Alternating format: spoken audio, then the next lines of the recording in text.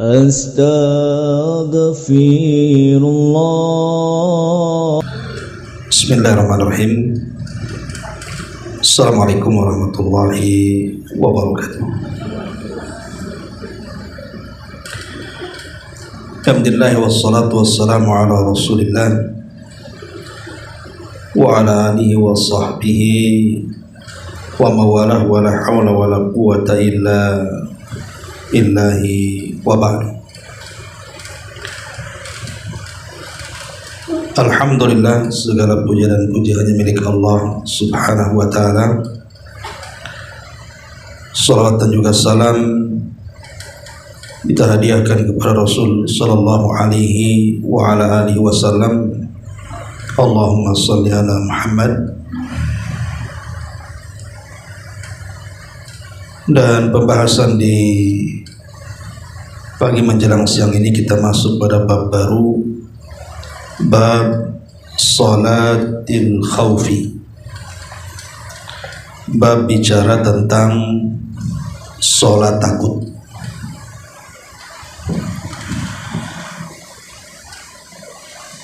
Ma'asyiral muslimat yang dimuliakan Allah subhanahu wa ta'ala, salat takut ini atau disebut salat khauf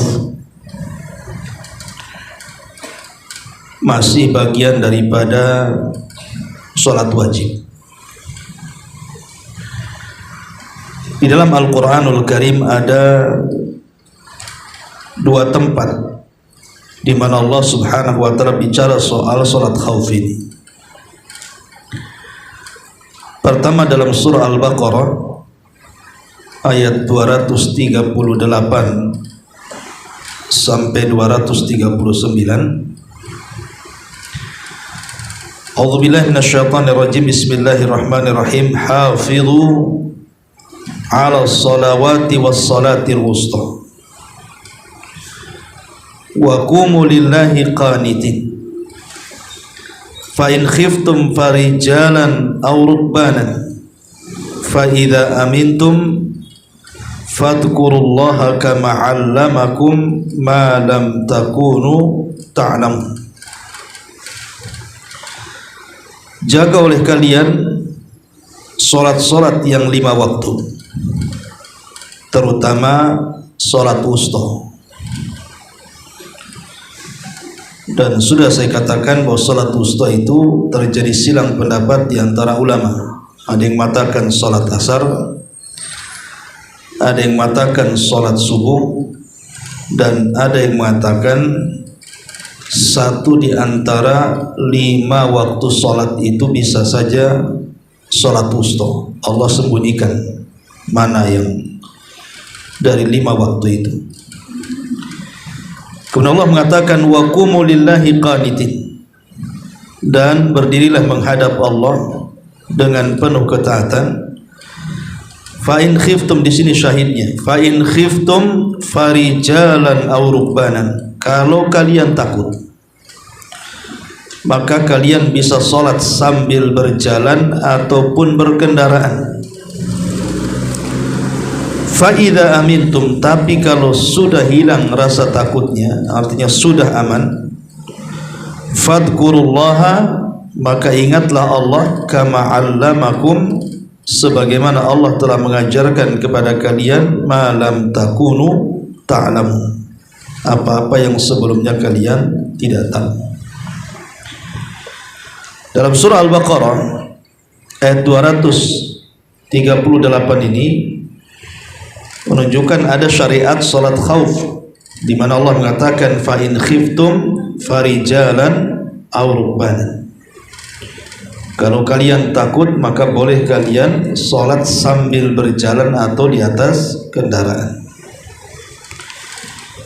Kemudian tempat yang kedua disebutkan dalam surah An-Nisa ayat 102. Surah An-Nisa ayat 102. Allah subhanahu wa ta'ala mengatakan wa idza kunta fihim fa aqamta lahumus salata faltakum ta'ifatum minhum ma'aka wal ya'khudhu aslihatahum fa idza sajadu falyakunu min waraikum wal ya'ti ta'ifatun minhum wal ya'ti ta'ifatun ukhra lam yusallu falyusallu ma'aka wal ya'khudhu hidrahum wa aslihatahum waddal ladzina kafaru law taghfuluna an aslihatikum wa amti'atikum fayamiluna alaikum mailatan wahidatan wala junaha alaikum in kana bikum adna min matarin aw kuntum marada an tadau aslihatakum wa khudhu hidrakum innallaha a'adda lil kafirina 'adzaban muhina. Apabila engkau wahai Muhammad berada di tengah-tengah mereka, maksudnya sahabat-sahabatmu, dalam keadaan takut diserang, lalu engkau hendak melaksanakan salat bersama mereka, hendaklah sekelompok dari mereka berdiri bersamamu dengan menyandang senjata-senjatanya. Apabila mereka yang salat bersamamu telah sujud, menyempurnakan satu rakaat maksudnya, hendaklah mereka pindah dari belakangmu untuk menghadapi musuh. Lalu hendaklah datang sekelompok yang lain yang belum salat agar mereka salat bersamamu, dan hendaklah mereka bersiap siaga dengan menyandang senjatanya, karena orang-orang kufur ingin agar kamu lengah terhadap senjata-senjata kalian dan harta benda kalian, lalu mereka menyerbumu secara tiba-tiba. Tidak ada dosa bagimu meletakkan senjata jika kamu mendapat sesuatu kesusahan, baik karena hujan maupun karena sakit, dan bersiap siagalah kalian, sesungguhnya Allah telah menyediakan azab yang menghinakan bagi orang-orang kafir. Inilah di antara dalil tentang adanya salat khauf. Surah Al-Baqarah ayat 238 sampai 239 dan surah An-Nisa ayat 102.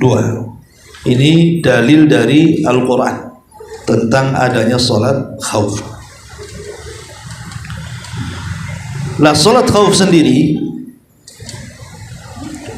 dilakukan oleh Nabi SAW di 4 peperangan. Jadi Nabi SAW melakukan salat khauf itu di 4 peperangan. Pertama, perang Dzatur Riqa. Perang Dzatur Riqa. Yang kedua, perang Batnu Nakhlin. Batnu Nakhlin. Dan yang ketiga, perang, kata para ulama, perang Usfan. Perang Usfan. Kemudian yang terakhir, perang Dzulqarnain. Perang Dzulqarnain. Jadi perang Dzatur Riqa, yang pertama perang Batnu Nakhlin, yang kedua kemudian perang Usfan, yang ketiga, dan yang keempat perang Dzulqarnain. Inilah 4 peperangan Nabi SAW di mana Rasul melaksanakan salat khauf di 4 peperangan ini. Dan Nabi SAW pernah melaksanakan khauf itu sebanyak 24 kali. Jadi di 4 peperangan Nabi melaksanakan salat khauf, Dzatur Riqa, Batnu Nakhlin, Usfan dan Dzulqarnain, dan melaksanakan 24 kali sepanjang hayatnya melaksanakan salat khauf. Dan ulama menyebutkan bahwa syarat salat khauf itu ada 2. Disyariatkan salat khauf itu karena ada 2 perkara. Pertama, an yakunal adu yuhillu qitalahu. Jadi musuh yang diperangi itu memang halal untuk diperangi, seperti melawan orang-orang kafir, melawan para pemberontak, atau orang-orang yang menyerang. Maka ini boleh kita melaksanakan salat khauf. Jadi musuhnya memang halal untuk diserang. Yang kedua, atau sebaliknya dikhawatirkan serangan mereka terhadap kaum muslimin terjadi saat sholat. Jadi imma menyerang atau imma diserang. Kalau menyerang berarti musuhnya memang boleh diserang, seperti melawan orang-orang kafir, melawan para pemberontak, gitu kan. Seperti negara kita kan banyak pemberontak itu di Papua sana kan. Ataupun diserang, kita sedang tenang tiba-tiba diserang, maka di situ boleh melaksanakan sholat khauf. Jadi syaratnya cuma dua saja, menyerang atau diserang. Menyerang orang yang boleh atau dihalalkan untuk diperangi, seperti melawan orang kafir dan para pemberontak, atau diserang oleh musuh saat kita sedang sholat, maka posisi sholat khauf berlaku di situ. Ma'asyiral muslimat yang dimuliakan Allah Azza wa Jalla, lalu apa hikmah dibalik sholat khauf ini? Ma'asyiral muslimat yang dimuliakan Allah Azza wa Jalla, kita tahu bahwa sholat itu kewajiban yang kewajibannya itu secara mutlak, tidak bisa digugurkan dalam kondisi apapun. Kalau haji bisa gugur karena tidak sanggup atau tidak ada biaya. Puasa juga sama, bisa gugur bagi seorang musafir atau karena ketidaksanggupan karena sakit. Jadi semua ibadah itu bisa gugur dan ada penggantinya, kecuali sholat. Sholat itu tidak bisa gugur secara mutlak dalam kondisi apapun, baik dalam kondisi aman ataupun dalam kondisi takut, baik dalam kondisi sehat ataupun dalam kondisi sakit. Sholat itu tidak bisa digugurkan dengan apapun. Bukti bahwa sholat itu kewajiban secara mutlak adalah disyariatkannya sholat khauf ini. Bayangkan sholat khauf ini kan sedang berperang, bisa saja nyawa kita melayang di situ. Pamannya seseorang lagi sholat tiba-tiba dipanah, ditombak, diserang, kan bisa saja. Dalam kondisi seperti ini saja tidak gugur sholat itu, tetap harus melaksanakan sholat wajib, walaupun tentu dalam bentuk yang berbeda ketika kita sholat di waktu aman. Nanti akan saya jelaskan bentuk-bentuk sholat khauf itu. Tapi dari sini kita tahu bahwa sholat itu kewajiban mutlak, tidak gugur karena ketakutan ataupun keamanan. Makanya tidak ada alasan orang meninggalkan sholat itu, baik seseorang pamannya ada di kapal gitu ya. Ya kalau seandainya bisa sholat wajib di daratan tentu lebih baik. Tapi terkadang kalau seorang melaksanakan safar sehingga berjalan berjam-jam di kapal sampai melewati dua sholat pamannya zuhur dan asar, ya mau tidak mau kita sholat di atas kapal. Walaupun mau ombak, mau gelombang, mau besar, tetap saja harus sholat. Karena dalam kondisi perang saja disuruh sholat, apalagi hanya sekedar hempasan ombak saja. Maka dari sini hikmahnya adalah bahwa disyariatkan sholat takut, menunjukkan bahwa sholat itu kewajiban yang mutlak, tidak bisa gugur dalam kondisi apapun. Kemudian yang kedua, Islam mengajarkan kepada kita dalam sholat khauf itu tetap dalam kondisi sholat berjamaah. Jadi sebisa mungkin sholat khauf itu dalam posisi perang diupayakan berjamaah, kecuali kalau ada madaratnya. Umpamanya dengan berjamaah musuh akan mudah menyerang kita, maka boleh sendiri-sendiri, itu kembali kepada taktik perang kan gitu ya. Tetapi kalau berjamaah itu akan saling menjaga satu dengan yang lainnya. Jadi dengan berjamaah itu nanti saf pertama akan menjaga saf kedua dan begitu sebaliknya. Makanya tata cara sholat khauf ini yang diajarkan Nabi SAW kebanyakan sifatnya berjamaah, saling menjaga gitu ya, antara saf pertama dengan saf kedua. Taib, ini diantara hikmah diantara sholat khauf itu. Adapun penyebabnya kenapa kemudian sholat khauf disyariatkan, maka sebabnya adalah al-khawfu min qitalin aw ghairi. Sebab disyariatkan sholat khauf itu karena takut dari peperangan atau yang semacamnya. Dan paling sedikit sholat khauf itu dilakukan 3 orang. Paling sedikit sholat khauf itu dilakukan 3 orang. Nah, kondisi takut sendiri itu terbagi menjadi 2. Kondisi takut itu terbagi menjadi 2. Yang pertama khaufun syadid, takut yang bersangatan, di mana seseorang itu tidak bisa melakukan sholat jamaah karena takutnya bersangatan, mungkin karena diserang gitu ya. Maka dalam kondisi seperti ini kata ulama, yusolli ala hasbi halihi, dia sholat sebagaimana kondisi dia, terserah, nggak ada aturan sholatnya karena memang kondisinya kocar-kacir gitu ya. Maka dalam kondisi takut yang bersangatan, maka dia boleh sholat dalam kondisi apapun, dalam kondisi duduk, dalam kondisi baring, dalam kondisi jalan, dalam kondisi lari, pokoknya nggak ada aturan, yang penting sholat ya.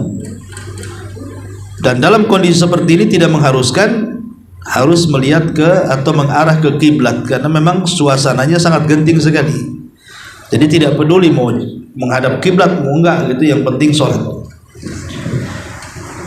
Kemudian yang kedua, idza kana al-insan fi hali haufihi yatamakkan min ada'is shalah fayuaddi shalatil khauf. Tetapi kalau memang tidak takut yang bersangatan, masih memungkinkanlah seseorang itu melaksanakan sholat, maka berlakulah syariat sholat dalam bentuk sholat-sholat khauf yang sudah disepakati ya. Kalau memang masih takutnya itu masih bisa ditoleransi, masih bisa lah diatasi gitu ya, maka itulah bentuk-bentuk sholat khauf yang nanti kita akan ceritakan bagaimana caranya.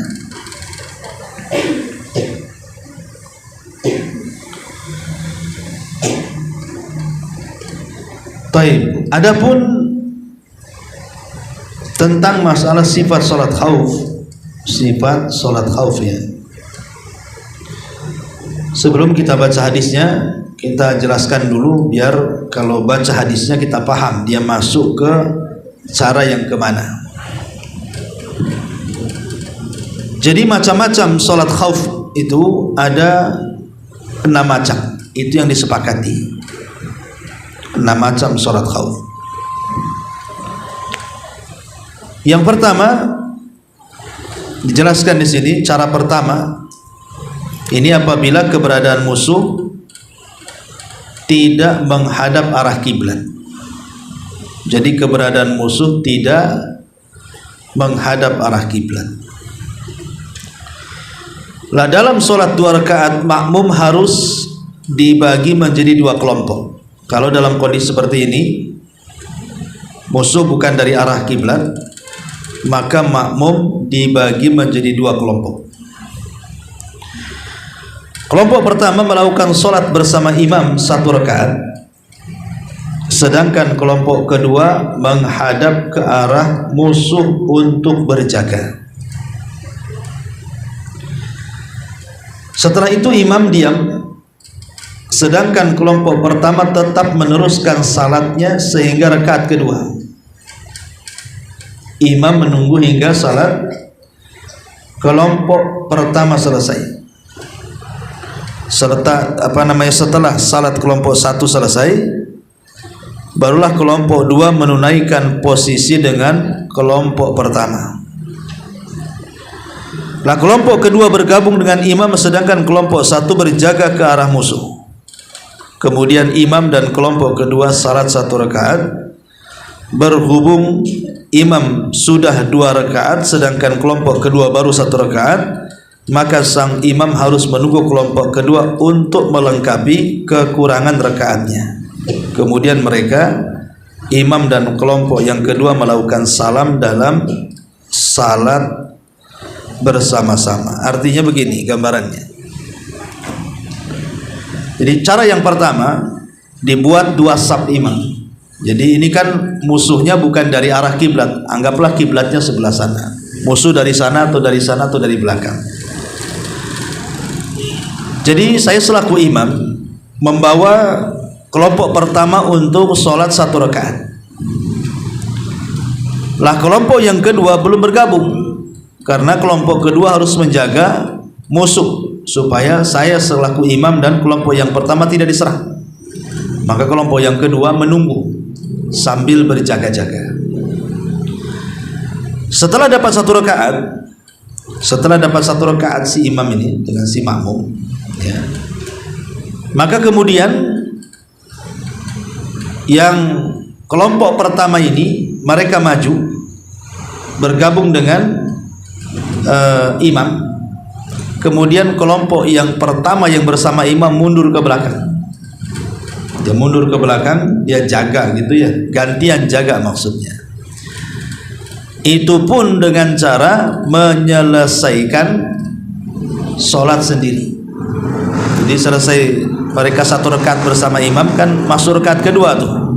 Rakaat kedua ini berlaku bagi kelompok kedua. Sementara kelompok yang pertama kan kurang 1 rakaat tuh. Mereka disuruh menyelesaikan sendiri.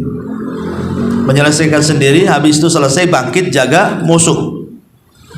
Nah, sementara kelompok kedua kan baru dapat 1 rakaat, tak mungkin imam itu membuat rakaat berikutnya kan.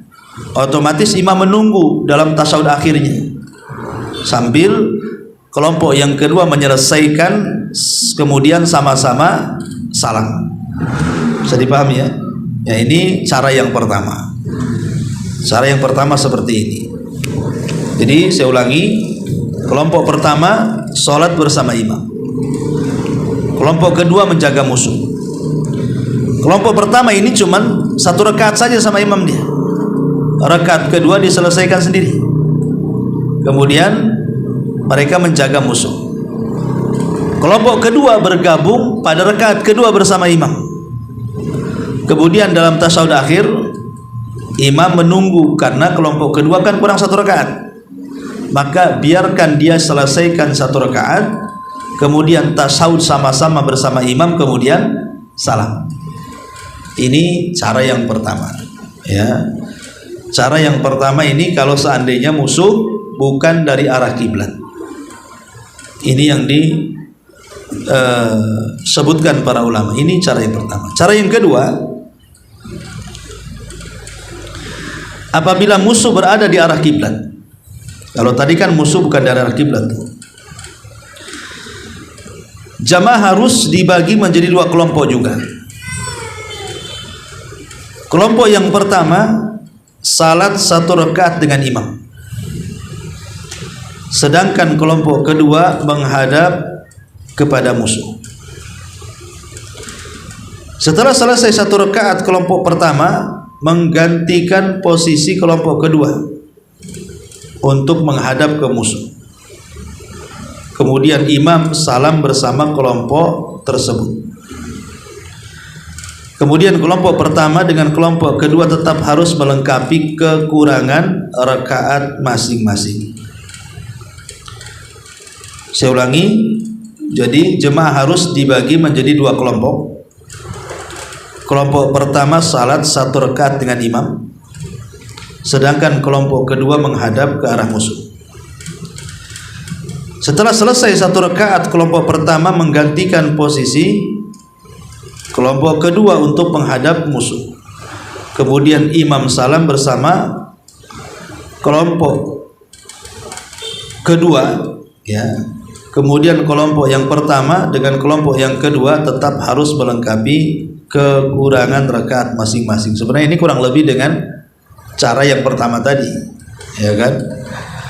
Cuman kan bedanya musuhnya di depan, kan ya. Bedanya kan musuhnya di depan. Tadi kan musuhnya di mana-mana gitu ya. Karena kelompok pertama sholat bersama saya imam. Kelompok kedua mereka harus jaga di depan, karena takut musuhnya nyerang dari depan. Kemudian setelah satu rakaat, ini kelompok pertama gantian dengan kelompok kedua. Kelompok kedua masuk ke rakaat kedua. Kelompok pertama menyelesaikan sholatnya. Kemudian kelompok kedua juga menyelesaikan masing-masing sholatnya. Karena di sini cuman bedanya imam dia salam dengan kelompok yang kedua kan itu. Karena kelompok pertama menyelesaikan sholat sendiri. Dan ini sebagaimana hadis dari Ibnu Umar radhiyallahu anhu. Kemudian yang ketiga, imam melakukan salat 2 rakaat bersama masing-masing kelompok. Imam melaksanakan salat 2 rakaat bersama kelompok pertama sampai salam, sedangkan kelompok kedua menghadap musuh. Kemudian pindah posisi, kelompok pertama menghadap ke musuh, sedangkan kelompok kedua melaksanakan salat bersama imam. Imam dan kelompok kedua melaksanakan salat sampai salam. Adapun 2 rakaat pertama bersama kelompok pertama, kedudukan bagi imam adalah fardu, sedangkan 2 rakaat yang terakhir bersama kelompok kedua kedudukannya adalah sunnah. Ini lebih mudah. Artinya imam sholat 2 kali. Ya, jadi pertama imam dengan kelompok pertama dari awal sampai akhir selesai salam. Kan cuma 2 rakaat aja. Lah kelompok kedua jaga musuh.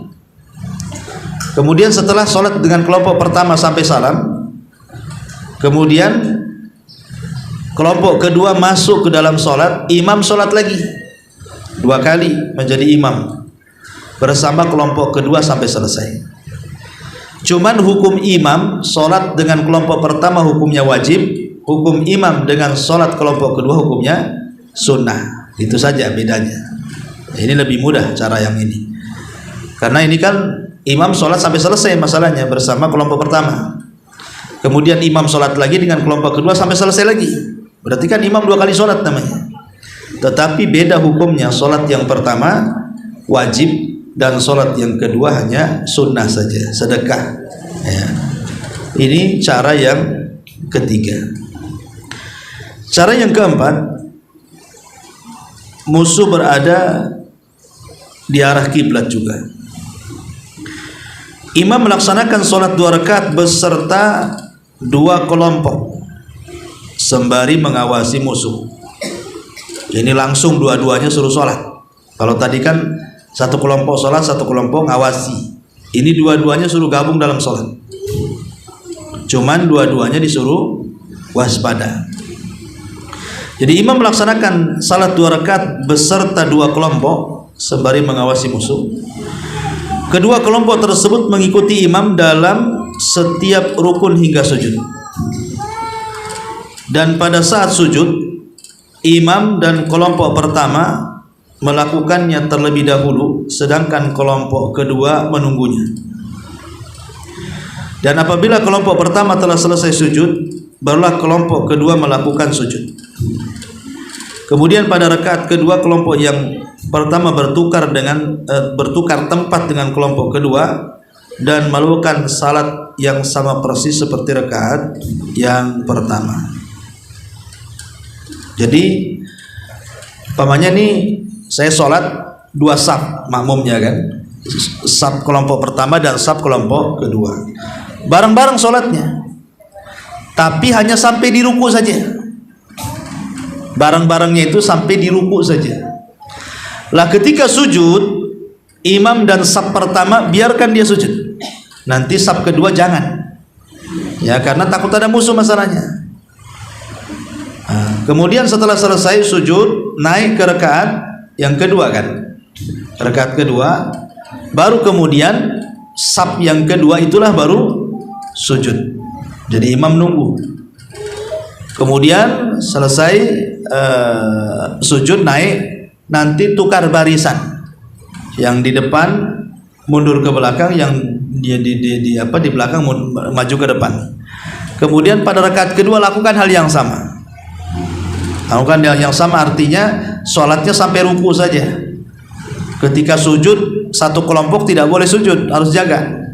Biar yang lain sujud dulu, kemudian bangkit dari sujud, tasyahud akhir, baru kelompok yang kedua ikut sujud, kemudian salam sama-sama. Ya, ini lebih mudah lagi sebenarnya. Cuman bedanya kan di sujud saja di sini. Kalau semuanya sama, mulai takbiratul ihram sampai ruku sama, cuman bedanya di sujud. Yang satu sujud, yang satu nunggu, gitu ya, supaya tidak diserang musuh. Itu maksudnya. Ini cara yang keempat. Cara yang kelima, kedua kelompok sama-sama sholat dengan imam juga. Kelompok dua menghadap musuh.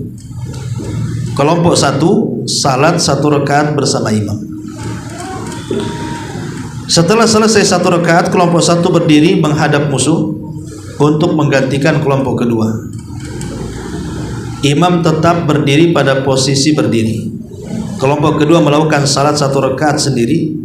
Setelah itu imam dan kelompok kedua melaksanakan rakaat kedua bersama-sama sebelum salam. Imam dan kelompok kedua duduk sembari menunggu kelompok yang pertama, sedangkan kelompok yang pertama melengkapi kekurangan rakaat masing-masing.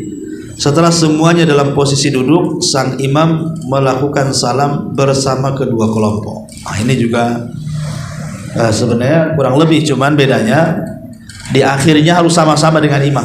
Kalau cara yang pertama kan mereka salam sendiri. Kalau ini salamnya harus sama imam dua-duanya. Umpamanya kelompok pertama sholat bersama imam, kelompok kedua jaga-jaga. Kemudian setelah satu rakaat, kelompok yang pertama pergi, kelompok yang kedua gabung. Ya. Kemudian ketika kelompok pertama menyelesaikan sholatnya, kelompok kedua juga menyelesaikan sholatnya, ketika tasyahud akhir bareng-bareng. Nah, itu aja bedanya, bareng-bareng bersama imam, tidak boleh sendiri-sendiri. Itu cara yang ke-5. Dan cara yang ke-6, setiap kelompok melakukan salat dengan imam satu rakaat saja. Jadi kelompok satu salat satu rakaat bersama imam, sedangkan kelompok kedua menghadap musuh. Setelah selesai kelompok yang pertama menggantikan kelompok yang kedua, kemudian kelompok yang kedua salat satu rakaat bersama imam. Kedua kelompok tidak perlu melengkapi rakaat yang kedua. Artinya cuma satu rakaat aja. Jadi mereka cuma satu rakaat bersama imam, habis itu sendiri-sendiri. Ya, nggak ada kewajiban gabung lagi. Pokoknya kelompok pertama bersama imam satu rakaat pergi, kelompok kedua bersama imam satu rakaat pergi. Nah, gitu ya. Jadi nggak ada kewajiban mengikuti imam sampai selesai. Ya, mereka selesaikan sendiri di luar kan gitu. Nah, ini cara yang ke-6. Inilah cara yang disepakati oleh para ulama tentang sholat khauf. Ya.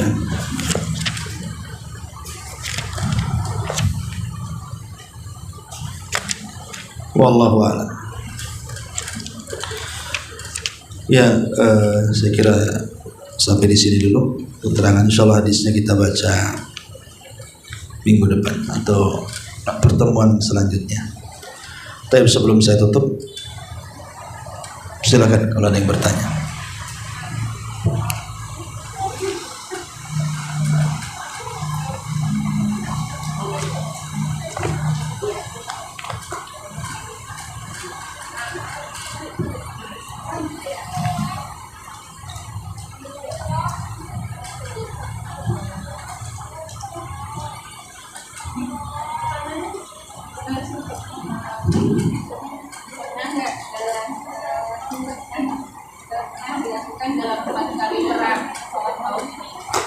apakah benar ketika melakukan itu perangnya kalah atau bagaimana bisa musuh menyerang ketika melakukan sholat tahu juga. Ya Allah alam.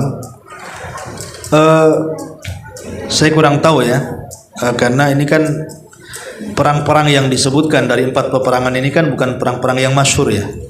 Lain dengan perang Badar, perang Uhud, Khandaq, Ahzab dan yang lainnya. Ini kan perang-perang kecil sebenarnya.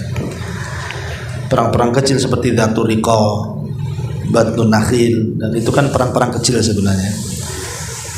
Apakah kemudian Nabi ketika itu mengalami kekalahan dalam peperangan? Wallahu alam, nanti saya akan gali dulu sejarahnya ya. Tapi yang jelas bahwa Nabi SAW pernah sholat khauf itu di 4 peperangan ini, dan menjadi syariat sholat khauf itu di semua peperangan. Walaupun terjadi di 4 peperangan ini, berarti semua peperangan pun berlaku sebenarnya sejak zaman Rasul sampai hari ini. Dan hikmahnya tadi bahwa dalam kondisi apapun sholat khauf itu, sholat wajib itu tidak bisa ditinggalkan sampai pun dalam kondisi takut.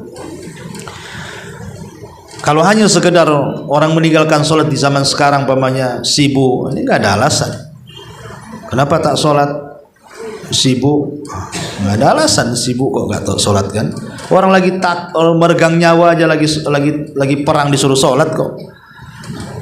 Ataupun orang yang sakit, pamannya sakit stroke, terbaring.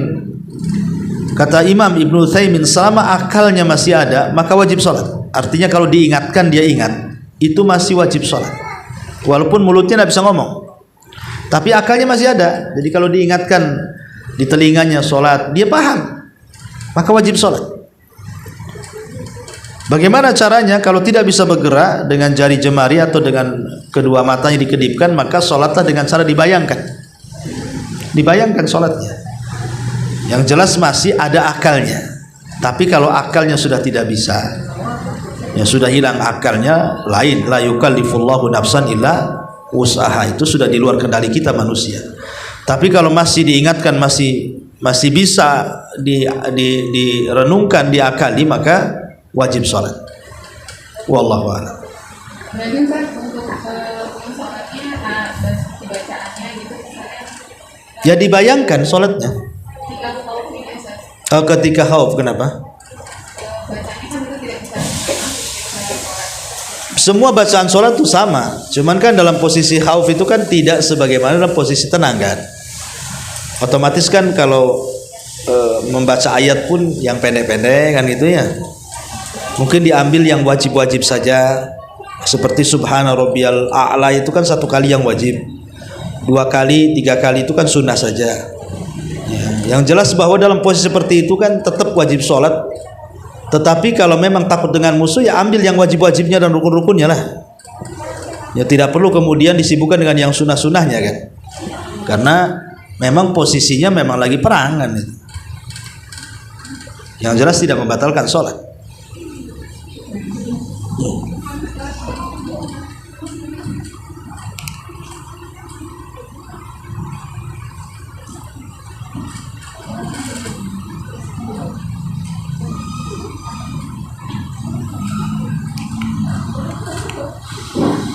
Karena Ustaz izin saya Ustaz, bukan tentang sholat Ustaz, tapi tentang kapan kita dibolehkan mengusap sepatu atau kaos kaki saat duduk Ustaz. Apa bisa Ustaz? Iya, waalaikumsalam. Tentang syariat mengusap kaos kaki dan sepatu, itu bagi yang mukim 1 hari 1 malam, bagi musafir 3 hari 3 malam. Kapan itu disyariatkan? Ya kalau kita memang ingin melakukannya, umpamanya ibu lagi meriang, kan terkadang waktu-waktu tertentu kaki ini nginjak keramik kayaknya gimana gitu kan, mau nginjak ataupun mau kena air itu gimana gitu ya, maka nggak apa-apa, ibu wudhu dengan wudhu sempurna, kemudian niat mengusap kaos kaki baru dipasang. Jadi wudhu dulu, wudhu sempurna, diniatkan mau mengusap kaos kaki. Nanti setiap wudhu tidak perlu dibasuh kedua kakinya, cukup usap bagian atasnya saja. Begitu juga musafir, karena kan safar zaman dulu beda dengan safar zaman sekarang.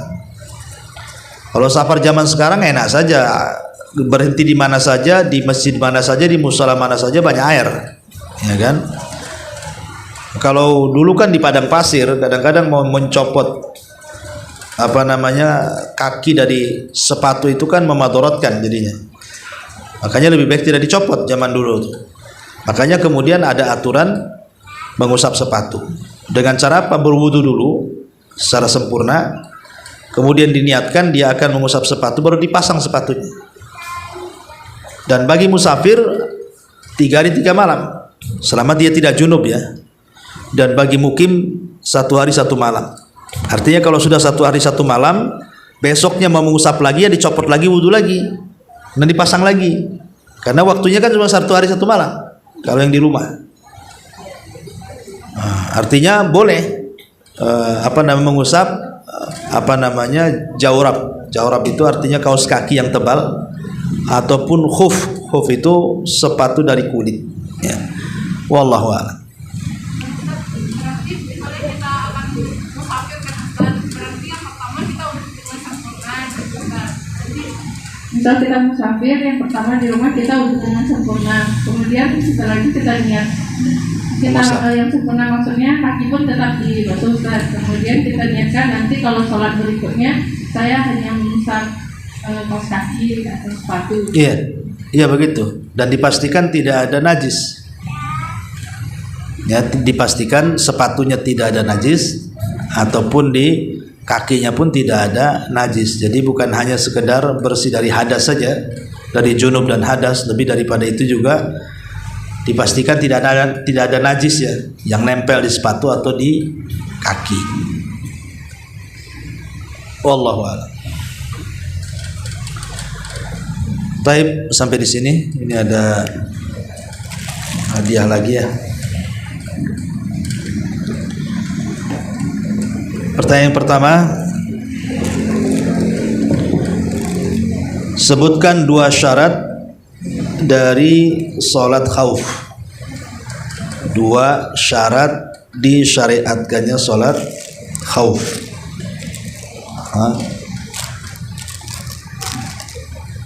Nggak ada?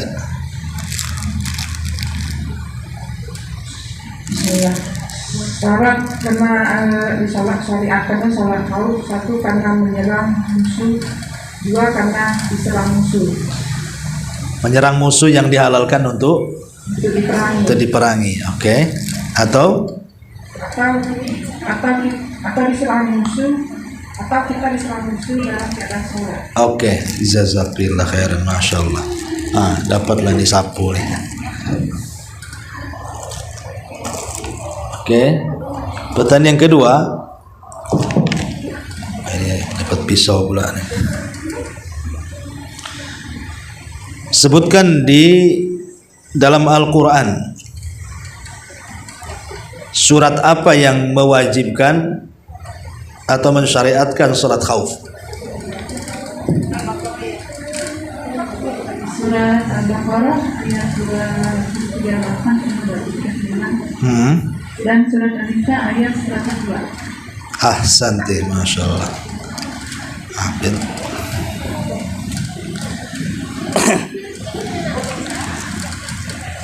Yang ketiga, berapa kali Nabi SAW melaksanakan salat khauf? Berapa kali Nabi SAW melaksanakan salat khauf? 24 kali. Ahsanti, 24 kali di 4 peperangan. Iya. Iya, sampai di sini ini dulu. Ya, saya minta maaf memang